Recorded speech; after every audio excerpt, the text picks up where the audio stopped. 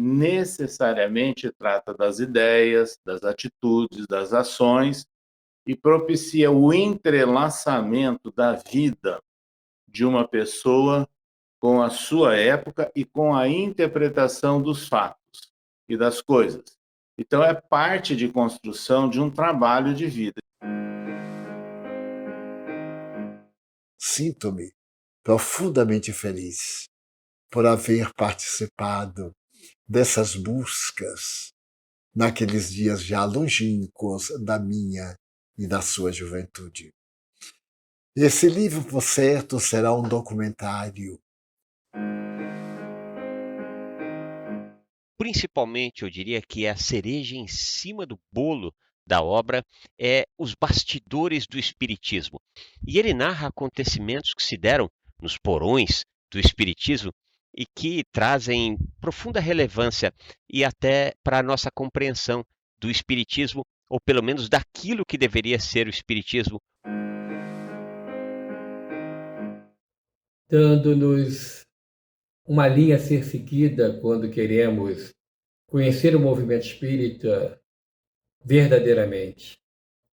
É um trabalho muito especial e que eu recomendo a leitura. E nesse livro, César nos traz a sua larga experiência. Isso é muito bom para todos nós que somos aprendizes. Perry também é um aprendiz. E é um aprendiz que executa uma tarefa, que executou uma tarefa e que executa até hoje com as suas palestras, com as suas viagens espíritas, enfim. Perry, bem a exemplo de Galileu, ele continua se movendo. É um trabalho admirável. E aí, sem dúvida nenhuma, ficou claro que era necessário fazer um entrelaçamento, né, das várias nuances da nossa existência, desde a valorização da família, dos nossos ascendentes, as experiências profissionais, as experiências espíritas, o conhecimento do mundo. E agora com este livro, nos trazendo grandes reflexões, grandes experiências. Aqueles momentos foram momentos desafiadores. Uma vez que a obra deixa bastante claro alguns tantos desvirtuamentos que se deram na doutrina dos espíritos. Eu diria que o livro é mais do que uma necessidade, é uma obrigação para quem quiser entender o que é o espiritismo e principalmente o que tem sofrido o espiritismo no Brasil. Que aproveitem para beber nesta água cristalina das exemplificações e experiências dessa época. Formulo votos do coração e do pensamento para que a obra atinja o seu mistério, consolar, iluminar e historiar as dificuldades, as alegrias, os desafios que constituem o empreendimento em torno de todo o ideal de enobrecimento humano. É por isso que o livro ficou assim mais denso, mais longo, para que reunisse todas essas experiências de uma vida que tem sido relativamente longa já.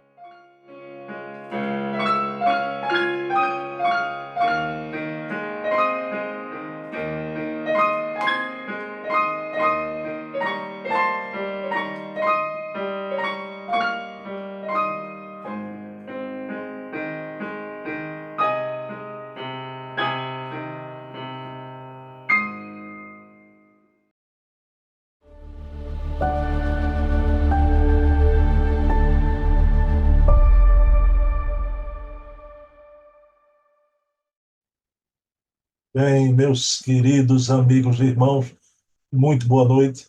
Aqui estamos, como acontece sempre, todo segundo sábado do mês, para mais um programa Memórias e Reflexões. Sempre na companhia do César Perry de Carvalho, porque aqui a gente entra nos arquivos do César Perry, na sua autobiografia. Quando eu fiz a primeira grande entrevista com o César Perry, entrevista com quase 2 horas, O César Perry me presenteou com essa obra Pelos Caminhos da Vida, Memórias e Reflexões. Então, quando eu fui compulsá-la, imediatamente vi que era um escrutínio poderoso, não é? Repleto de fontes primárias e passagens decisivas para a história do Espiritismo no Brasil. Convidei o Sr. César, ele topou, e estamos a fazer esse programa. Então, todo mês, um programa mensal. E hoje, quem pensa que já sabe tudo sobre o movimento espírita, o que a gente vai aprender, conhecer a relação espiritismo-maçonaria, através de um espírita maçom, a saber, César Pérez de Carvalho, mas tantos outros, né? Como Leon Denis, Viana de Carvalho. A gente vai ver muita coisa importante nesse programa de hoje. Agora, para quem tem olhos de ver e miolo para pensar. Quem quer um programa piegas, um programa repleto de sentimentalismo, não é aqui no canal. Tá? Aqui é o espiritismo genuíno, o espiritismo raiz, espiritismo que prima pela memória, pela historiografia, a gente olhando para o ontem para compreender o hoje e tentar fazer melhor o amanhã. Então vamos iniciar a nossa reunião elevando o pensamento a Deus, agradecendo ao nosso Pai de bondade infinita por mais essa oportunidade de estudo da Nova Doutrina, do novo espiritualismo, da terceira revelação de Deus para a humanidade, Espiritismo. E hoje, na palavra de um de seus dirigentes, nesse que é o maior país espírita do mundo, em todos os tempos. Pedindo permissão a Jesus, a quem tudo devemos, iniciamos a nossa reunião, nosso programa da noite de hoje. Pessoal, então, imediatamente, César Pérez de Carvalho aqui na tela conosco. Bem, meus queridos amigos e irmãos, muito boa noite. Aqui estamos com César Pérez de Carvalho para mais um programaço Memórias e Reflexões. Na noite de hoje, o tema promete muito. Vamos ver a relação espiritismo e maçonaria, mais claro, através da vivência de César Pérez de Carvalho na maçonaria, não é? Mas antes de mais nada, seu César Pérez, muito boa noite, tudo bom, seu César? Como vão as coisas por aí? Boa noite, Bruno. Boa noite a todos aqueles que estão nos acompanhando virtualmente. Tudo bem aqui conosco em São Paulo? E estamos aí à disposição para esse diálogo, né? Sobre o nosso livro Pelos Caminhos da Vida. Bom, seu César, eu queria lhe fazer uma primeira pergunta importante, né? Para quem não tem o devido conhecimento da maçonaria, a pergunta clássica, né? Seu César, o que é a maçonaria? Veja bem, a maçonaria é uma instituição extremamente tradicional, né? Tem vários ritos, o rito mais antigo, mais conhecido, é originado no chamado rito escocês, ali da Escócia, da Inglaterra, também há um grande desenvolvimento na França e a partir daí em vários países. É, na realidade, um ambiente onde se reúne pessoas que têm aí uma certa notoriedade, uma respeitabilidade na comunidade onde residem. E o objetivo é, na verdade, compreender Deus, que é chamado na maçonaria o grande arquiteto do universo, né? E a partir dessa compreensão de Deus, cria-se então um grupo, uma sociedade de homens de boa vontade, né? Que se consideram irmãos e que têm o propósito de buscar mais conhecimento sobre a verdade, né, espiritual, relacionada com a divindade e também o estímulo a praticar o bem. Então, é essa a finalidade da maçonaria, e respeitando, sem dúvida nenhuma, né, as diversas ramificações e tendências religiosas. Seu César, ao longo do tempo da sua vida, o senhor conheceu muita gente e teve muitos amigos na maçonaria, mas só na maturidade o senhor vai realmente, não é, participar da maçonaria, mas através dos seus estudos sobre Jacques Demolay. Por favor, que estudos foram esses e a personalidade Jacques Demolay? Então, antes de nós ingressarmos na maçonaria, nós tivemos o conhecimento, o contato e participamos de uma ordem chamada Jacques de Molay, que divulgava, né, entre os participantes muitas informações relacionadas com os antecedentes, né, dos Cavaleiros Templários ali na Europa e dessa figura marcante que foi Jacques de Molay, que viveu na França e foi o grão-mestre, né, da Ordem dos Cavaleiros Templários, né? Uma pessoa marcante no século eh, do 13 e século 14, e que acabou sendo vitimado, inclusive, né, por uma condenação absurda, movida por um rei francês que queria desarticular a Ordem dos Cavaleiros Templários. Então, a partir desse conhecimento e entrando em contato com pessoas que também estavam vinculados a esses estudos, é que nós recebemos o convite para ingressarmos na maçonaria. Bom, mas anos antes, no ambiente familiar, o Divaldo Franco recebeu uma mensagem onde cita as cruzadas, né? Que importância Exato. teve essa psicografia, seu César, relativa às cruzadas e com a maçonaria? Veja bem, Givaldo Pereira Franco era hóspede rotineiro do nosso lar em Araçatuba, né, com a nossa esposa Célia e antes com a nossa genitora Bebé. E naquelas oportunidades, ele muitas vezes abria um espaço para uma reunião familiar, uma prece, e aí surgiam mensagens assinadas por Benedita Fernandes e por um tio nosso desencarnado, Lorival Perry Chefali, né, que tem o livro onde nós reunimos essas mensagens dele com o Divaldo, que é o livro Em Louvor à Vida, editado pela Leal de Salvador. E numa dessas mensagens de ordem característica familiar, né, assinada pelo nosso tio desencarnado, Lorival, ele informa de alguns antecedentes, algumas vinculações de integrantes da nossa família Perry.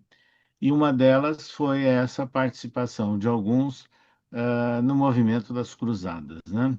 Então, é esse o registro preliminar que existe, né? É, muito tempo antes de nós ingressarmos na maçonaria. Me diga só uma coisa, né? Dentre esses que participaram, né, das cruzadas no passado da sua família, César Perry teve alguma passagem por ali também? Eu não posso afirmar isso, sabe? Mas eu com certeza eu reconheço e tenho informações de alguns membros da minha família, mas não necessariamente a minha participação. Mas o clã participou, não seria de todo improvável, né, seu César, né? Então, É uma possibilidade, né? seu César, o senhor entrou como aprendiz e depois como mestre na lógica simbólica Jacques Demolay. O senhor podia distinguir para a gente aqui essas fases do aprendiz e do mestre? Olha, o primeiro grau, né, de uma pessoa que ingressa na maçonaria é o de aprendiz. Ele é comparativamente lembrado como se fosse um pedreiro desbastando, né, a pedra da nossa intimidade, né? Abrindo brechas, portas para o conhecimento. O, a segunda etapa, ou segundo grau, é o grau de companheiro, onde já de posse, né, dessas informações históricas e básicas dos princípios da maçonaria, dos propósitos da maçonaria, ele tem nesse grau de companheiro a oportunidade não só de prosseguir nos estudos, como também de divulgar esses estudos nas reuniões próprias de estudos da maçonaria. E, finalmente, o grau de mestre é o terceiro e é o último grau das lojas simbólicas, assim, em geral, né? E que já tem um conhecimento e já tem uma característica de esforço, né? Em se adequar aos objetivos, aos ideais da maçonaria, por isso que é intitulado mestre. Existem outros graus filosóficos, mas nem todos se interessam, né? Aí é toda uma outra carreira à parte, é, dos chamados graus filosóficos. Então, em condições normais, numa loja simbólica, é o grau de aprendiz, de companheiro e de mestre. Seu César, o senhor vai participar também da reativação de uma loja maçônica. Eu queria que o senhor declinasse que loja foi essa. E também houve um projeto do estandarte da loja, não é? Que teve a participação de um de seus filhos, né? Que loja foi Sim, essa que o César Perry participou da reativação? sim. 2 anos depois do nosso ingresso na maçonaria, tínhamos atingido o grau terceiro, que é o de mestre, e um grupo de irmãos ou companheiros da loja que nós participávamos, tivemos o convite de colaborar no reerguimento, numa reorganização, né, de uma loja que é chamada Loja Simbólica Pensamento e Luz de São Paulo. E foi realmente um momento muito oportuno, porque esse nosso grupo deu toda uma orientação, eu diria, bem espiritualista, com respeito às diversas tendências religiosas, mas bem espiritualista, muito aberta, e na organização ou reestruturação dessa loja Pensamento e Luz, tinha que ser feito, desenhado um estandarte, né? Símbolo dessa loja. E como o nosso filho caçula, Flávio, ele fazia um curso, né, exatamente de técnico de comunicação, nós pedimos a ele, demos toda a orientação e ele desenhou esse estandarte e que foi aprovado depois pela loja. Então, o estandarte da loja chamada Pensamento e Luz de São Paulo, o estandarte é de autoria do meu filho Flávio. Seu César, o senhor vai fazer duas visitas históricas. Eu queria que o senhor destrinchasse isso aqui, mas essas duas visitas não como espírita, né? Ou não somente como espírita. Uma visita na categoria de maçom. Uma homenagem que houve ao Divaldo Franco e também ao Jubileu de Prata do Grande Oriente do Rio de Janeiro. Foi isso mesmo? Exatamente. Veja, no ano 2000, nós éramos o presidente da União das Sociedades Espíritas do Estado de São Paulo, e na cidade de Bauru estava acontecendo, né, o Congresso Espírita do Estado de São Paulo, um congresso bastante concorrido. E lá, alguns maçons vinculados ao movimento espírita daqui da cidade de Bauru, eles agendaram uma palestra de Divaldo Pereira Franco, numa palestra aberta, portanto, numa chamada sessão branca, né, onde pode ter convidados, Divaldo fizesse uma palestra homenageando, né, um grande vulto da maçonaria que o inspira, inclusive, né, que é o Viana de Carvalho. E aí foram convidados, né, algumas representações espíritas vinculadas à maçonaria, e na oportunidade, além de presidente da USE, eu era vinculado à loja maçônica Pensamento e Luz de São Paulo. Então, foi nessa condição que nós comparecemos, né, a essa loja maçônica de Bauru, participando então de uma reunião eh, especial, né, com a presença, palestras de Divaldo Pereira Franco. O outro momento de visita aconteceu no final do ano de 2003, na cidade do Rio de Janeiro. Nós já residíamos em Brasília, oportunidade em que nós ocupávamos um encargo, né, como deputado junto a uma Assembleia Federal Maçônica do Grande Oriente do Brasil, sede, logicamente, em Brasília, né, essa Assembleia Federal, e nós recebemos o convite para participarmos de uma sessão especial no Palácio Maçônico do Livradio, no centro do Rio de Janeiro. Esse palácio maçônico, ele é super tradicional, ele é do final do século XIX ainda, né? Então, uma sede muito bonita, muito tradicional e histórica, porque grandes vultos da República Brasileira participaram, né, como maçons, dessa loja que funciona ali no Palácio Maçônico Livradio, no centro da cidade do Rio de Janeiro. Mas naquela oportunidade estava acontecendo o Jubileu de Prata da criação do Grande Oriente do Estado do Rio de Janeiro. Quer dizer, o Grande Oriente do Estado significa a organização em nível estadual, né? Então, foi essa sessão especial, comemorativa, que nós estivemos aí nessa loja histórica, nessa dependência histórica da maçonaria brasileira na cidade do Rio de Janeiro. Seu César, aí chega o momento, né? Que o senhor vai para Brasília. O senhor vai se tornar o presidente da Federação Espírita Brasileira, né?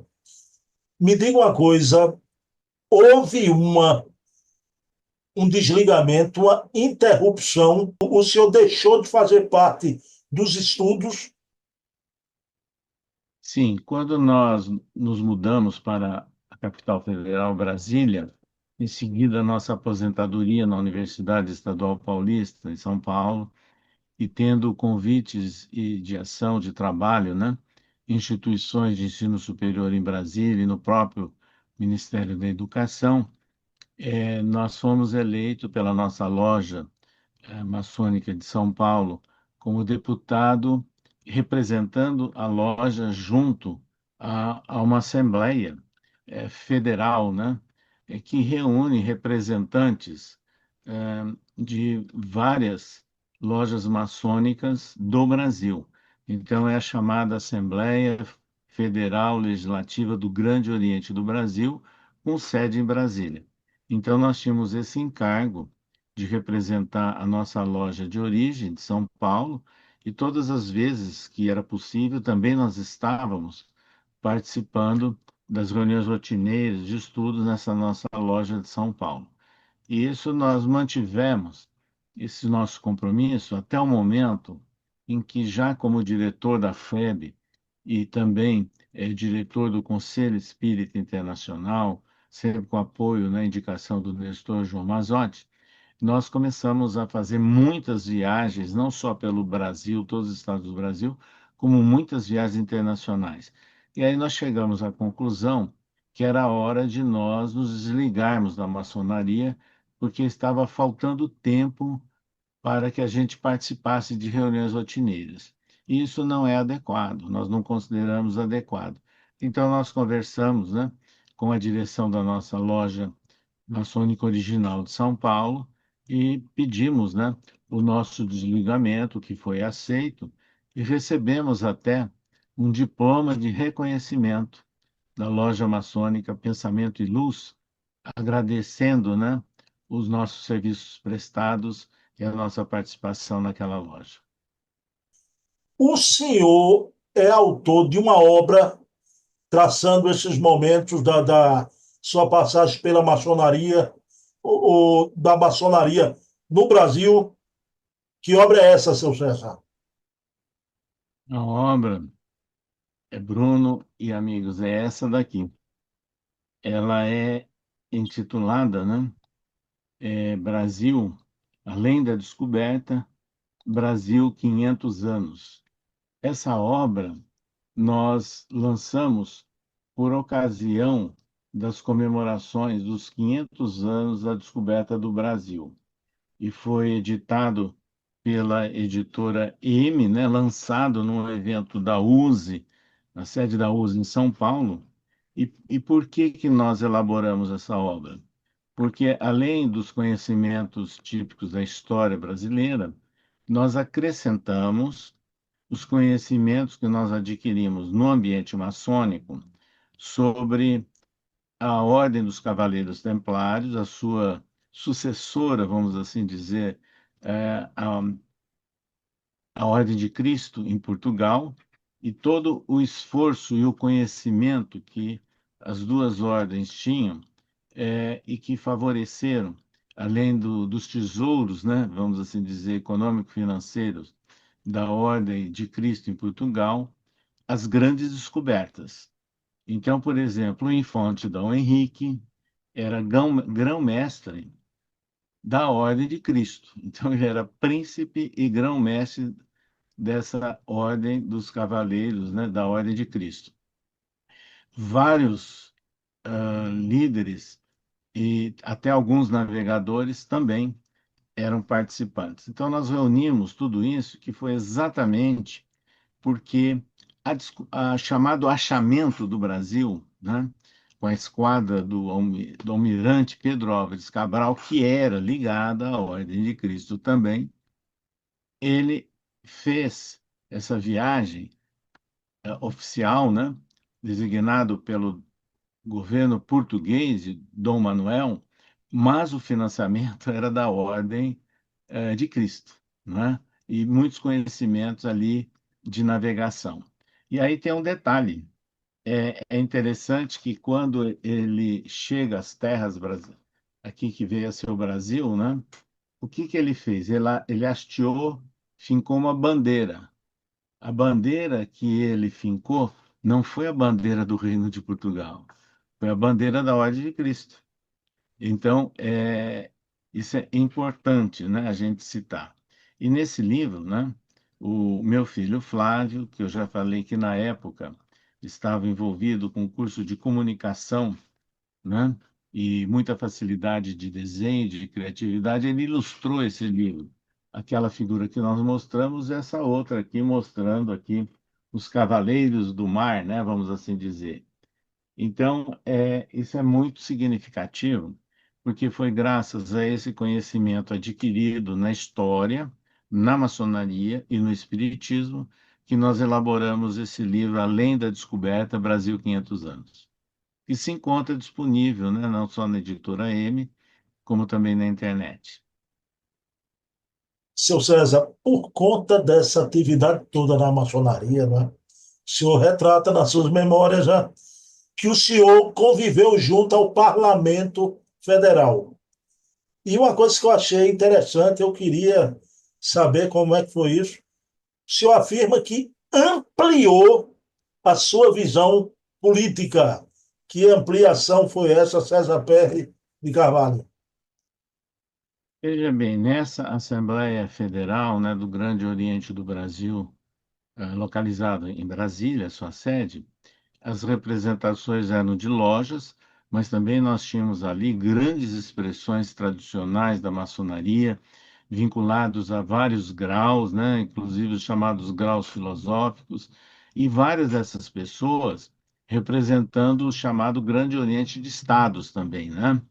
Então, pessoas que tinham um tempo e uma tradição prolongada na maçonaria. E entre eles, vários tinham uma vinculação com a política partidária, não é? E um deles era senador, um deles já havia sido, inclusive, vinculado a uma candidatura, uma tentativa de candidatura à presidência do Brasil, e vários bastante conhecidos nesse meio político partidário, mas também muitos juristas, né? Muitas pessoas vinculadas à cultura. Então, era um ambiente que eu diria, entre aspas, né? Mais elitizado, né? E, sem dúvida nenhuma, com muitas nuances nos estudos e nas manifestações vinculadas à área política de uma forma geral. Parecia o ambiente da maçonaria uma escola de irmãos, verdadeiros irmãos, inspirados pelo lema da Revolução Francesa: Liberté, Égalité, Fraternité. Realmente, essa tríade aí era a inspiração maior da maçonaria. Exatamente. Então, esse lema da liberdade, igualdade, fraternidade da Revolução Francesa, ela tem vinculação, né, com lemas e propósitos claros definidos pela maçonaria. O senhor está demonstrando aí as relações históricas, não é, da maçonaria com tudo nesse país, já. Porque a gente via cada presidência da República, o candidato eleito, seja de esquerda ou de direita, participa, é recebido, não é, na maçonaria, não é? Isso realmente acontece. Hoje eu estou vislumbrando aqui através desse programa, por causa dessa relação histórica toda, e realmente é uma tradição daqueles que assumem a governança, né, ter esse contato com a maçonaria devido a essa relação histórica, isso mesmo. Veja, essa relação é mediante convite, uma certa semelhança de propósitos e alguém fazendo aí uma intermediação, né? Algum maçom vinculado a alguma atividade que convida o presidente, o governador ou um outro prócer político do Brasil. Mas não é uma necessidade, não é uma tradição como se imagina. Nós não podemos deixar de citar que a independência do Brasil ela foi gestada, discutida num ambiente fechado, numa loja maçônica da cidade do Rio de Janeiro, com todo o apoio e a presença do maçom José Bonifácio, e que convidou o príncipe Dom Pedro, né, para participar da maçonaria e entrar em contato com os ideais e o projeto de independência do Brasil. Começa lá. E entre depois vários líderes políticos do Império, principalmente os republicanos, eram maçons. E entre os presidentes da República, nós podemos citar o Jânio Quadros, podemos citar o Michel Temer, que tiveram vinculações com a maçonaria antes de serem presidentes da República, né? E o vice-presidente, né, o general Mourão. Seu César, o senhor mencionou a sua obra, né? Além da descoberta, 500 anos já. Então, o senhor tem um pensamento que me permita perguntar se é um pensamento da maçonaria. A vida física é uma viagem. E nessa romagem, facear outras. São pensamentos muito bonitos da maçonaria, seu César. Sim, isso faz parte, né, de uma simbologia até adotado, né, em um dos ritos da maçonaria, essa ideia de viagem, né, no sentido de observação e de aprendizagem, é isso mesmo. Seu César Perry, o senhor ainda vai revigorar, expressão sua, revigorar seus estudos sobre Jacques de Molay. E esse personagem lá, da Ordem dos Cavaleiros Templários, São César ele tem uma mensagem na Revista Espírita de 1864, né? O Espiritismo e a Franco-Maçonaria. Essa mensagem foi lá na sociedade e Kardec colocou na revista, né, seu César? E Isso, o senhor, sabedor desse vínculo e tudo, isso também revigorou muito seus estudos sobre essa personalidade. exatamente. Kardec, ele recebeu a visita de algumas lideranças da maçonaria francesa.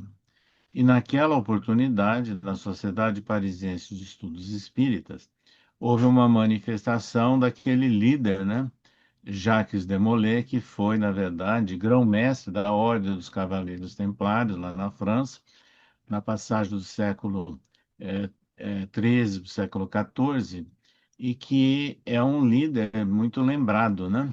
E ele se manifestou lá e Kardec publica essa mensagem na edição de abril do ano de 1864, né, sobre ele falando da sociedade de irmãos, amigos, de homens cheios de boa vontade, que só desejam uma coisa: conhecer a verdade para fazer o bem. Está registrado nessa mensagem. Esclarecendo, Kardec não era maçom. Sempre existiu aí uma suspeita, uma tendência de se dizer não. Ele tinha amizades, como ele recebeu esses representando aí dirigentes da maçonaria francesa.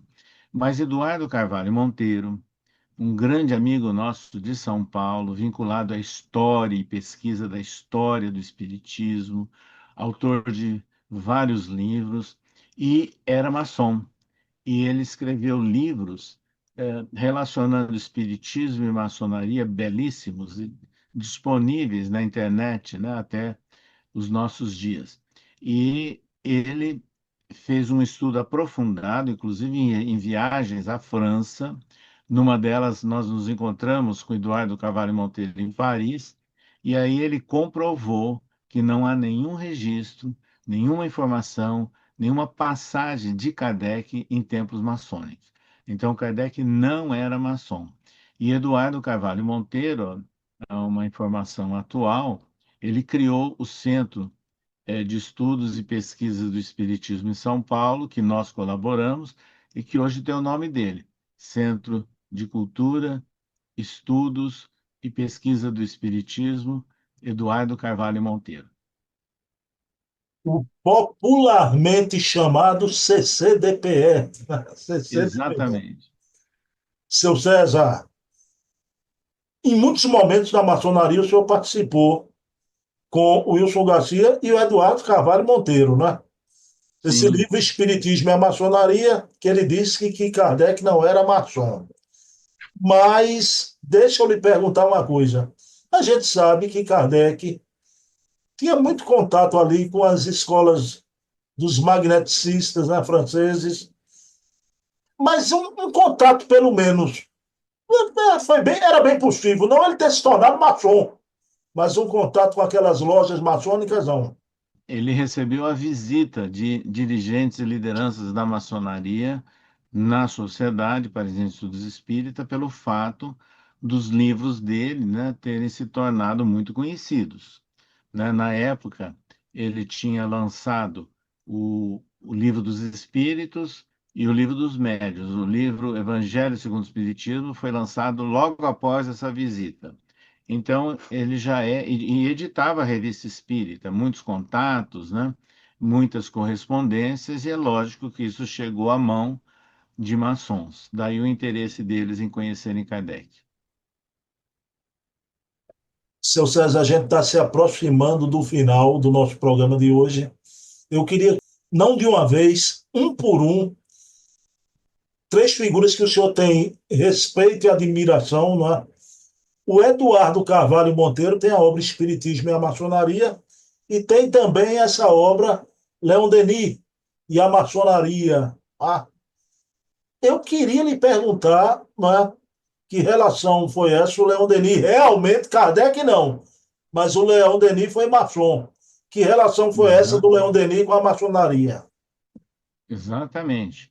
Ele era um maçom muito ativo, participava de reuniões de estudos, muito vinculado a dirigentes da maçonaria francesa. Inclusive, tem fotos divulgadas, né, na internet, em livros, em biografias dele, com uma vestimenta típica de um traje maçônico. Então, Leon Denis tinha, sim, essa vinculação com a maçonaria. Ele se afastou da maçonaria por volta em seguida, 1870, quando houve uma reproclamação da República Francesa, e a partir dos anos 1870, em novas constituições da França, definiu-se a França como um Estado laico. E até hoje, então, não se fala de religião, não se coloca crucifixo em nada, não se fala da palavra de Deus em atividades do Estado, até a atualidade. E lá na França existia uma loja maçônica, um grupo de maçons que, em função dessas mudanças que estavam acontecendo na Constituição Francesa, eh, fizeram uma proposta e conseguiram mudar ali, criar um novo rito, uma nova escola maçônica, onde tirava Deus. E Deus é a figura central da maçonaria tradicional, né, chamado do grande arquiteto do universo. E Leon Denis não aceitou isso. Como é que tiraria Deus? Né? Então ele pediu desligamento e se afastou da maçonaria.